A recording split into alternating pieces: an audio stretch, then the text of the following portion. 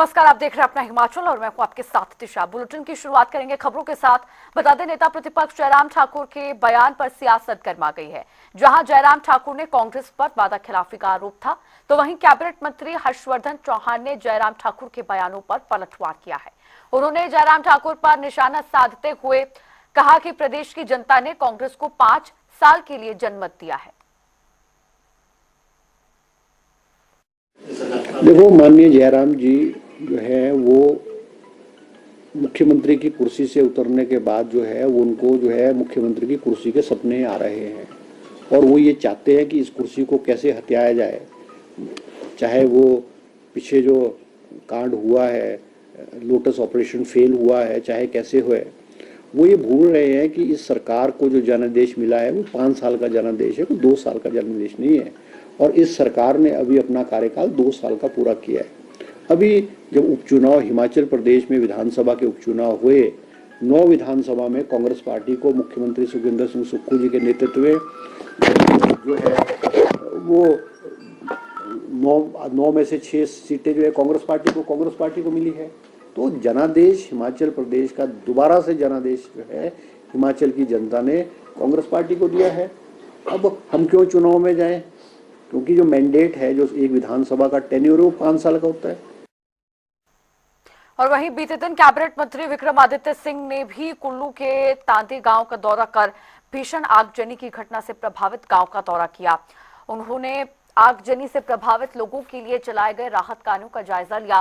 उन्होंने प्रभावितों के लिए राहत के तौर पर निजी रूप से 1.5 लाख रुपए की राशि प्रदान की। इसके साथ ही उन्होंने आवश्यक सामान, कंबल, खाना पकाने के बर्तन, हाइजीन किट और तिरपाल इत्यादि भी प्रदान किया। साथ ही उन्होंने हर संभव मदद का आश्वासन भी दिया है। रिहैबिलिटेट करना है, पुनर्निवास करना है, उसके लिए आएंगे। अभी आज सीएम साहब ने भी मुझे सुबह बोला कि वो भी जल्द यहाँ का दौरा अगले 4-5 दिन में, 5-6 दिन में वो भी बनाएंगे, वो भी आएंगे और हर तरीके से सहयोग वो दे रहे हैं, सरकार दे रही है, वो दिया जाएगा। और जो ये आपका केस है, जैसे हमने आपदा के समय में जो केसेस बनाए थे 7-7 लाख रुपए का, उसके लिए भी मैं मुख्यमंत्री जी से बात करूंगा और वो मुख्यमंत्री जी खुद कहे तो ठीक रहेगा, वो उसका वो कर देंगे। और उसी तर्ज पे जो प्रभावित परिवार है उनको भी इतनी ही सहयोग राशि दी जाएगी। ये मैं आपको ये जो जिनका टोटल लॉस है, ये मैं आपको कहना चाहता हूँ। बाकी हम आपके साथ हैं। अब क्या करें, नुकसान हुआ है तो क्या कर सकते हैं, बट हम एक परिवार के सदस्य के रूप में सब लोग आपके साथ हैं। हम आते रहेंगे बीच बीच में, कुछ दिन बाद फिर से मैं आऊँगा। ये बाकी लोग तो सारे जो लोकल लोग हैं तो आपके साथ ही है, दिन रात आप लोगों के साथ है, तो कुछ चिंता करने की आवश्यकता नहीं है। हर तरीके का सहयोग आपको इलाके के लिए दिया जाएगा। जहाँ तक मेन सड़क की बात है, वो डायरेक्ट मेरी जिम्मेवारी है, वो उसको मैं पूरा करवाऊंगा, ये मेरा आपसे वादा है। और वही आपको बता दें, लोहड़ी के उपलक्ष्य पर इस बार भोरंज के मिनी सचिवालय परिसर में विशेष आयोजन किया जाएगा और इस पर्व को उपमंडल स्तर पर धूमधाम से मनाने की परंपरा शुरू की जाएगी। इसके अलावा 26 जनवरी को राज्य के वरिष्ठ माध्यमिक पाठशाला के परिसर में गणतंत्र दिवस समारोह भी धूमधाम के साथ मनाया जाएगा। एसडीएम शशिपाल शर्मा ने अधिकारियों के साथ बैठक करके दोनों कार्यक्रमों की रूपरेखा तय की है। लोहड़ी के मौके पर लोहड़ी उत्सव का आयोजन किया जा रहा है, जिसमें विशेष तौर पर स्थानीय जो लोगों को एक मंच प्रदान करने के उद्देश्य से तथा एक लोगों के लिए मिलने जुलने और इस उत्सव को मनाने के लिए एक जगह सारे लोग इकट्ठे हों और मिलजुल कर जो है तो इसका आयोजन करें, इस उद्देश्य से आज एक बैठक की गई कि क्या इस कार्यक्रम की रूपरेखा रहेगी, जिसमें विभिन्न विभागों के अधिकारी कर्मचारी और अन्य संस्थाओं के अधिकारियों ने जो है तो भाग लिया और इसकी एक रूपरेखा तय की गई। इसमें विशेष तौर पर जो कल्चरल कार्यक्रम रहेगा उसमें मैं धन्यवाद देना चाहूँगा कि व्यापार मंडल के सौजन्य से जो है तो कल्चरल जो कार्यक्रम है उसका आयोजन किया जाएगा। तथा और वही कांगड़ा पेंटिंग्स के बाद अब छोटी काशी मंडी कलम की 2 प्राचीन पेंटिंग्स 3 करोड़ 85 लाख में नीलाम हुई हैं। ये नीलामी मुंबई पंडोल स्थित नीलामी घर में हुई। दरअसल मंडी कलम की ये 2 पेंटिंग सदियों पुरानी है और मौजूदा समय में किसी संग्रहालय के अधीन थी। उस संग्रहालय के माध्यम से ही इन पेंटिंग्स को नीलामी के लिए रखा गया था।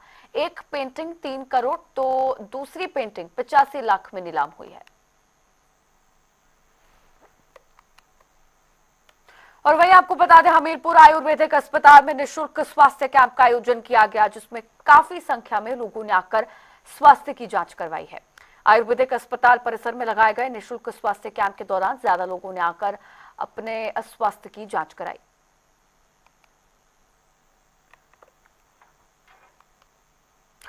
हिमाचल प्रदेश में कल से बारिश और बर्फबारी शुरू हो जाएगी। प्रदेश के कुछ ऊंचाई वाले इलाकों में आज भी हल्की बर्फबारी हो सकती है। कल से पश्चिमी विक्षोभ अधिक सक्रिय हो रहा है। इसके मद्देनजर कल को चंबा, कांगड़ा और किन्नौर जिलों में कुछ स्थानों पर भारी बर्फबारी हो सकती है, जबकि अन्य जिलों में बारिश का पूर्वानुमान है। तो वहीं 6 जनवरी को 7 जिले चंबा, कांगड़ा, किन्नौर, कुल्लू, लाहौल स्पीति, मंडी और शिमला में कुछ स्थानों पर भारी बर्फबारी का येलो अलर्ट मौसम विभाग ने जारी किया है। आने वाले दिनों के लिए क्या फोरकास्ट है और तापमान में किस तरह? देखिए, अगर पिछले दिनों की बात करते हैं तो हल्की फुल्की जो बारिश और बूंदाबांदी है वो लाहौल स्पीति डिस्ट्रिक्ट में ही रिपोर्ट की गई है, क्योंकि एक WD का प्रभाव है हमारे पास। और बाकी आमतौर पर देखेंगे पूरा जो हिमाचल प्रदेश है उसमें से कोई खास वेदर एक्टिविटी नहीं हुई है। और सिर्फ देखेंगे कि जो कल हमारे पास आसमान साफ था तो टेम्परेचर में ही वृद्धि रिकॉर्ड की गई है। और जो मिनिमम टेम्परेचर है वो 11 अगर शिमला के रिस्पेक्ट में बात करते हैं तो 11.6 रिपोर्ट किया गया है। वो अगर 2001 से जो हमारा डेटा अवेलेबल है उसके हिसाब से सेकंड हाईएस्ट है। 2009 में हमारे पास 12.7 मिनिमम टेम्परेचर गया था। तो आप कह सकते हैं कि चूंकि बीते दिनों में आसमान साफ रहा है 1 तारीख से लेकर के अभी तक, तो टेम्परेचर में, मिनिमम टेम्परेचर में भी और मैक्सिमम टेम्परेचर में काफी वृद्धि हुई है। उधर हिमाचल प्रदेश में MBBS की परीक्षा में बड़े बदलाव की तैयारी की जा रही है। अब इस परीक्षा के लिए परीक्षार्थियों को 90% सवालों के जवाब सब्जेक्टिव तरीके से देने होंगे, जबकि 10% सवाल MCQ यानी कि मल्टीपल चॉइस क्वेश्चन के रूप में मिलेंगे। इससे पहले MCQ सवालों की संख्या 20% और सब्जेक्टिव सवालों की संख्या 80% होती थी। अटल मेडिकल यूनिवर्सिटी ने अपनी एकेडमिक काउंसिलिंग की बैठक में इस नई व्यवस्था को हरी झंडी दे दी है और अब इसे मंजूरी के लिए बोर्ड ऑफ मैनेजमेंट को भेजा गया है। लेकिन इसमें जो अभी तक हम कर रहे थे, अभी तक जो सिस्टम था, अंडर ग्रेजुएट MBBS की बात कर रहा हूँ, उसमें जो MCQs थे, मल्टीपल चॉइस क्वेश्चंस, उनको हम 20% तक कर सकते थे। मतलब अगर 100 का पेपर है तो 20 मार्क्स MCQ के होंगे। लेकिन हमने एक स्टैंडिंग कमेटी बनाई थी और फिर उसको बोर्ड ऑफ स्टडीज़ में भी डिस्कस किया, तो हमें लगा कि MCQ को थोड़ा कम कर देना चाहिए ताकि बच्चे का बेटर इवैल्यूएशन हो सके। बच्चे के बेटर इवैल्यूएशन के लिए हमने उसमें निर्णय लिया है कि उसको 10% कर देंगे। 90% जो क्वेश्चंस होंगे वो सब्जेक्टिव होंगे, शॉर्ट नोट्स है और भी जो भी पैटर्न बनेगा, लेकिन जो MCQ रहेगा वो 10% करेगा। और अगली खबर हमीरपुर से, जहां पर प्रदेश कांग्रेस मीडिया पैनलिस्ट शगुन दत्त शर्मा ने प्रेस कॉन्फ्रेंस कर कहा कि जब से पूर्व मुख्यमंत्री जयराम ठाकुर का ऑपरेशन लोटस फेल हुआ है तब से वो फिजूल की बयानबाजी करने में जुटे हुए हैं। आगे उन्होंने क्या कुछ कहा, सुनिए। देखिए, जयराम ठाकुर जी का पिछले 1 वर्ष में अगर आप उनके बयानों का आकलन करें तो जब से उनका ऑपरेशन लोटस फेल हुआ है तब से वो जो है वो इस तरह के बयान दे रहे हैं जो मैं समझता हूं कि जिस महत्वपूर्ण पद पे वो नेता प्रतिपक्ष के पद पर वो बैठे हैं उनके मुख से बयान शोभा नहीं देता। क्या जयराम ठाकुर जी भूल गए हैं कि लोकतांत्रिक व्यवस्था में जो जनमत है वो 5 वर्ष के लिए मिलता है?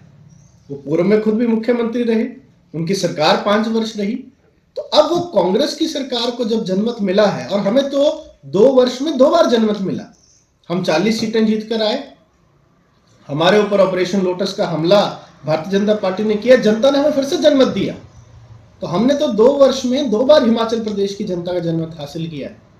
तो हमारी सरकार को वो 5 वर्ष चलने के लिए उनको क्या नजर आ रहा है? तो वो साफ फ्रस्ट्रेशन जो है उनको जो है वो दिखाई दे रही है कि ऑपरेशन लोटस में जब हिमाचल की जनता ने भी उनको नकार दिया, और उनका पूरा मिशन फेल हो गया, उसकी हताशा में जो है वो आए दिन इस तरह के बयान जो है वो दे रहे हैं।